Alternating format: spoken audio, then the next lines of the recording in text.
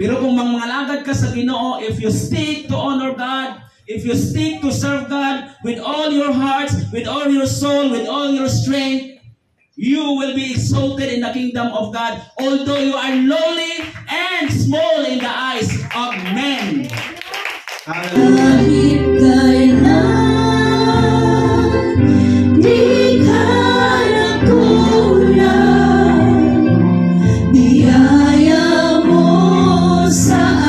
It is better to be lowly among men. So maning lowly among men. Mas maayo pa ning ubuskas pananaw sa mga tao. No? Mas maayo na lang ubuskas pananaw sa tao and then exalted in the sight of God. Then ikaw mga igsoon dako kas pingharian sa Dios. Then to be honored by men. Na ikaw gitingala mga igsoon tanang palakpak gihatag sa tao nimo kay sikat supoy ta. Pero, iwit di ay tas pingharian sa Diyos. Pangutan ay imong kaugalingon. Kisay ganahan nga mahimong exalted sa matas mga tao, pero ubos sa pananaw sa Diyos. Pero kung mangalagad ka sa Ginoo, if you seek to honor God, if you seek to serve God with all your heart, with all your soul, with all your strength, you will be exalted in the kingdom of God, although you are lowly and small in the eyes of men. Hallelujah. Kinahanglan ang imuhang wise decision. Kung magpabira ka ng kalibutan, timailhan nga di ka mabiras kalibutan, you are around next week. Aron na ma-illuminate ka, palang daghang nagbira nimo, you must be present here because the kingdom of God itudlo dinhi dapita. Pero kung i-fail si Lord, you will be least in the kingdom. Let us be serious in our service unto the Lord. It's time for you and for me to meditate. What if ugma ng adlaw mo balik si Lord? Then your hearts and minds are not yet ready. Kung sa may imong maangkon. Remember na di na ito mabalik ang nakalipas.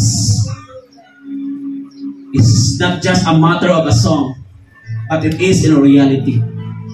Mayroon ta computer pa na igsoon. Kaya kung masayog ka, pwede mo i-control C. Magbalik ka dayon. Pero imong decision masayog, you cannot. That's why before nimo na siya i-take into action, tugyan sa Ginoo.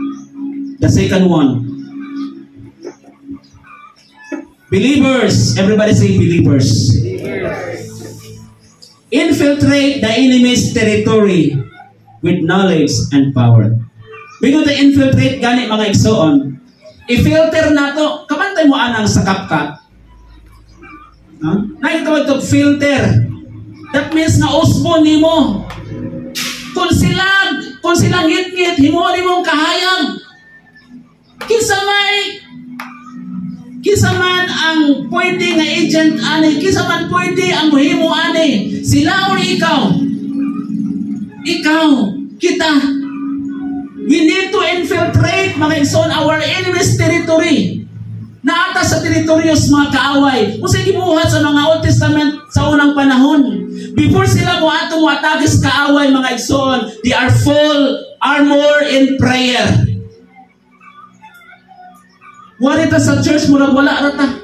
Well anyway, it is not, my enemy is not here in this church. Anong maampo pa man ko? Hinumdumi mga igsoon. Isang teritoryo sa Ginoo dinhi dapita, pwede mo salubong dinhi ang kaaway. Because the door is widely open. We are not fighting against flesh and blood. Wala ta nakig-away mga igsoon sa dugoon, sa unod nun. Nakig-away ta sa espirituhanon. Pwedeng operahan sa kaaway ang imong huna-huna. Aron dili ka makahuna-hunang tarong. Infiltrate the enemy's territory. Before ta musulong mga igsoon, kinahanglan hitsastas mga pag-ampo. Pagikan sa imong balay, pray. Muna ingon sa 1 Thessalonians chapter 4, chapter 5, pray without ceasing. Himuha mga igsoon ang pulong sa Ginoo nga breastplate, taming, salipot sa dughan, helmet of salvation, bakos. Apalingon si Apostle Pablo at the end of the verse. Himua kini tanan diha sa mga pag-ampo. Nanatay knowledge sa Ginoo nga gihatag, nanatay feast, nanatay taming, nanatay breastplate, nanatay bakos, nanatay sapatos, pero wala kay prayer. Useless lang hapon. Mga igsoon, let us put everything in prayer. Be serious sa imong pagpangalagad sa Ginoo. Be serious in your service to God, and always be faithful. Because close kayo si Lord sa mga taong matinud-an. Then, kung matinud-anon man ka, the battles is not ours, but in Him. Hallelujah. Ang pag-asa ko, ikaw ang buhay ko, Jesus. Kahit ako'y nangangamba, basta ikaw ang kasama, panatag na. Ikaw lang ang sasambahin, pag-ibig man ay madilim, Jesus.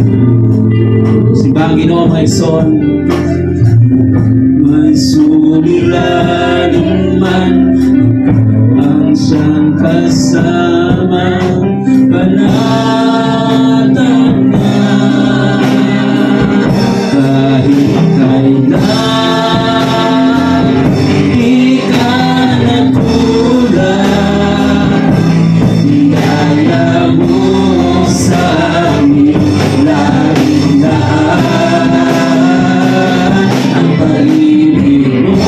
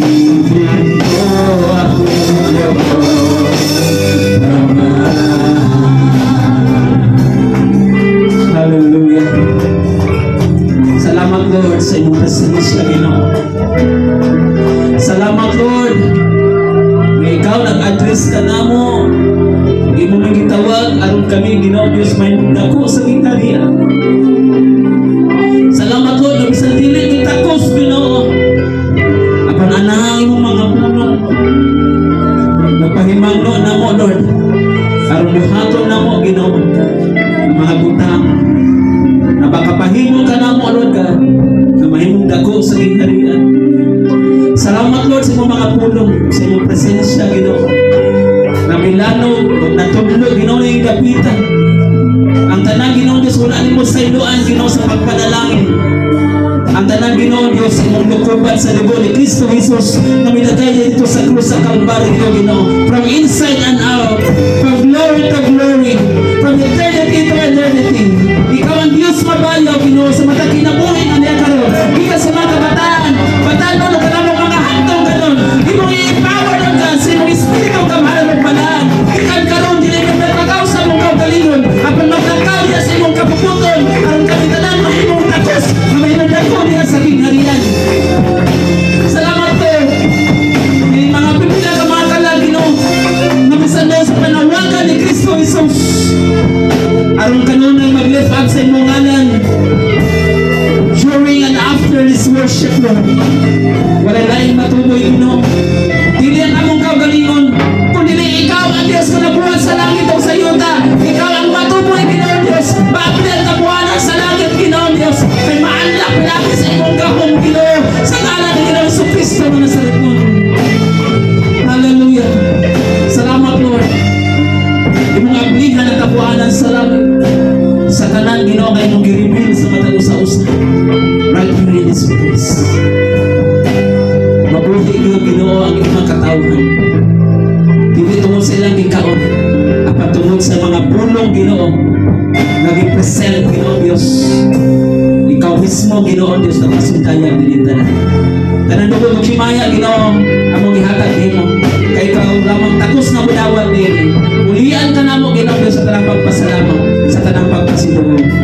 Diha lamang sa gahom sa ngalan ni Ginoong Hesus kay tungtungan among manluluwas Ginoo. Amen o amen o amen. Susunod sa Born to Praise TV channel.